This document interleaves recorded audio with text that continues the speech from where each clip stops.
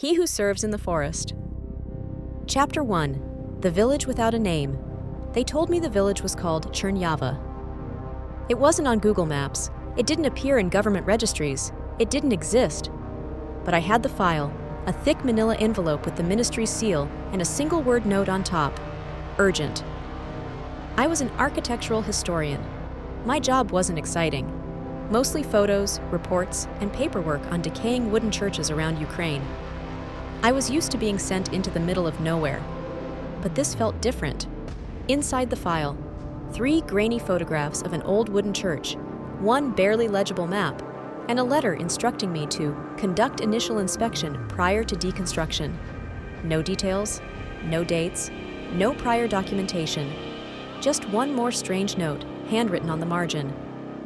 Do not stay overnight. Do not engage with locals. Right.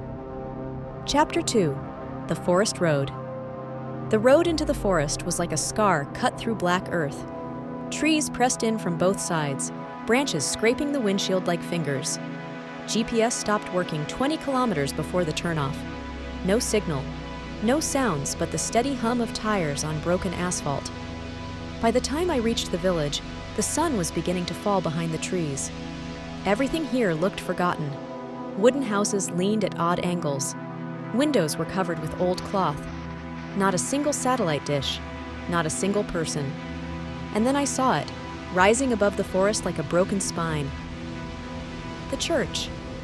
It stood at the village's edge, half swallowed by trees. Its wood was blackened, but not from fire, more like rot or age beyond comprehension. A crooked cross jutted from its steeple like an old nail. I parked the car and stepped out. And that's when I saw her dot, an old woman, maybe 80, stood motionless near a well, watching me. I gave a little wave. She didn't move, just stared. Then, without blinking, she raised one finger, pointed toward the forest, then turned and vanished behind a shack. Chapter 3. Inside the church. The door creaked open with a dry, cracking groan dot inside. Dust, rot, and silence. The pews were still arranged, as if waiting for service. Candles had melted down to nubs. The air smelled of damp earth and something else, something sweet and decaying. I stepped carefully down the aisle, camera in hand, snapped a few shots. Then I saw the altar. It was wrong. Not the design. That was typical Eastern Orthodox. But beneath the altar cloth was something carved directly into the wood, a spiral of symbols I didn't recognize. They didn't look Slavic, or Christian, or even human.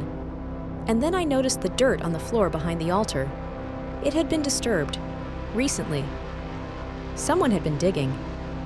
Chapter 4. The First Night. I had planned to drive back to the nearest town before nightfall, but I lost track of time inside the church. By the time I got back to the car, the forest had swallowed the light. I turned the key. Click. Again. Click. Dead. No signal, no GPS, and no lights in the village, not even candles dot. So I did the one thing I was told not to do. I knocked on a door. It opened before I touched it.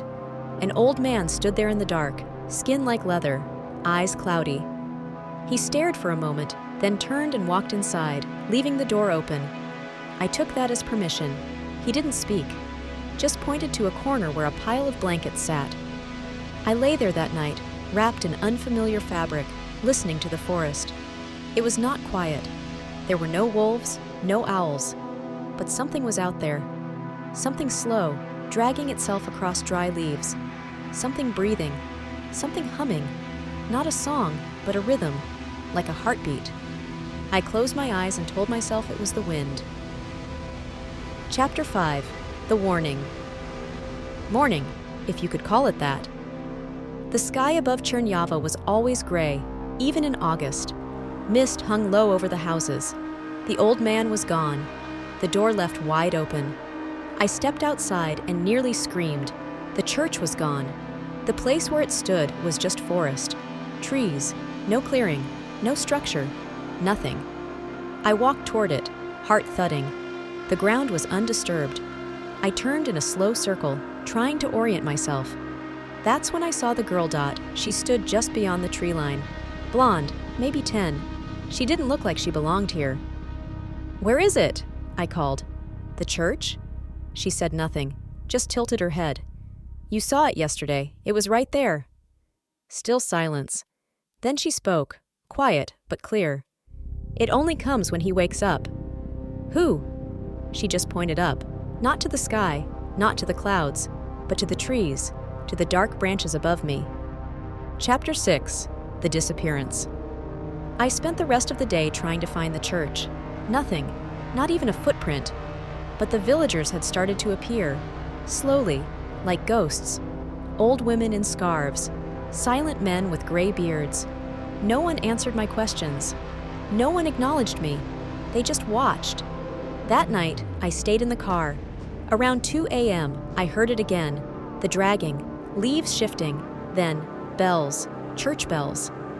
I grabbed my flashlight and ran toward the sound, and there it was, the church, standing tall in the mist. But it wasn't the same. This time, the doors were open, and light, soft red light, spilled from inside. I should have run, but I walked forward. I crossed the threshold. Dot, and everything changed. Chapter 7. The Service. Inside, the air was warm, too warm, heavy. The pews were filled. People sat motionless in the candlelight, heads bowed, hands folded. But they weren't the villagers. I didn't recognize any of them. Their faces were too smooth, unmoving. Almost like mannequins. At the altar stood a priest in black vestments, face hidden under a veil. He raised his hands slowly. "Brothers and sisters," he said, his voice like old wood splintering, "we welcome another into the fold." He turned toward me. I couldn't move. I'm not supposed to be here," I said. The congregation turned in unison. Their eyes were hollow, empty sockets, no mouths, no life. Still they stared. The priest raised a long, curved blade. "He serves, and we obey." The lights went out. Chapter 8. The Spiral. I woke up in the forest, alone, on my back, mud on my hands. My camera was gone, but carved into the dirt around me was the spiral, the same symbol I'd seen under the altar. This time, it was massive, maybe 10 meters wide. I was lying in the center. Someone, or something, had dragged me here. I ran back to the village. It looked different, darker. The windows were boarded. Smoke curled from chimneys, though I saw no one. Every door was shut. I went to the house where I'd spent the first night. The old man was gone. On the wall, scratched into the wood, were 3 words. "Don't stay 3." I didn't understand, but deep inside, I already knew I'd stayed too long. Chapter 9. The Woods Speak. That night, I didn't sleep. I sat by the car, holding a crowbar I found near the barn, and just after midnight, the sound came again. Not footsteps, not bells, whispers from the trees. I stood up slowly, heart pounding. The fog parted, and through the mist, a shape emerged. Tall, wrapped in robes, its face hidden by a crown of twigs. It didn't walk, it floated. It carried no lantern, yet light pulsed around it. And in its wake, the trees bent toward it. I stepped back. It turned its head toward me. Not a face, not human, just a hole, a black, endless hole. "You saw the altar," it said. Its voice was inside my head. "Now you serve." Chapter 10. The Third Night. I don't remember walking, but I found myself at the church again. It stood tall, clean, perfect. The rot was gone. The walls gleamed like polished oak. Inside, the pews were filled again. But this time, I saw myself sitting there, my own face, my own body, staring ahead. The priest turned. It was me, older, broken. He smiled, and then everything caught fire. The pews ignited. The congregation screamed without mouths. The flames danced in impossible shapes. And behind the altar, something rose, tall as the trees, eyes like hollow moons, antlers grown from bone. He who serves. He didn't speak. He didn't have to. He reached toward me, Chapter 11. The Offering. I couldn't scream. There was no air, only the fire, only him. He towered over me, skin like burned bark, fingers like roots stretching into the pews. The congregation turned to ash as he passed, their bodies crumbling without sound. My double, the priest version of me, stood smiling as flames licked his robes. "You invited him," he said. "I didn't." "You opened the altar." Suddenly, I was there again, in the real church, the old one, days ago, my hands pulling back the altar cloth, brushing away the dirt, revealing the spiral, touching it. I had woken him. Chapter 12. Buried Things. I ran. I don't know how long or how far, but when I stopped, I found myself in the cemetery behind the church. The graves were ancient. No names, just symbols, circles, spirals, eyes. Then I saw the newest grave. It had my name, and the date was today. I dropped to my knees. Beneath the soil, something moved. Chapter 13. The fourth day. Morning came, somehow. The sun was pale, the village gone. No houses, no people, no paths. Just forest. I walked for hours, or maybe minutes. Eventually, I saw the car, rusted, covered in moss, like it had been there for years, and leaning against it, the little girl. "You stayed 4 nights, she said. "Only 3? "No," she interrupted.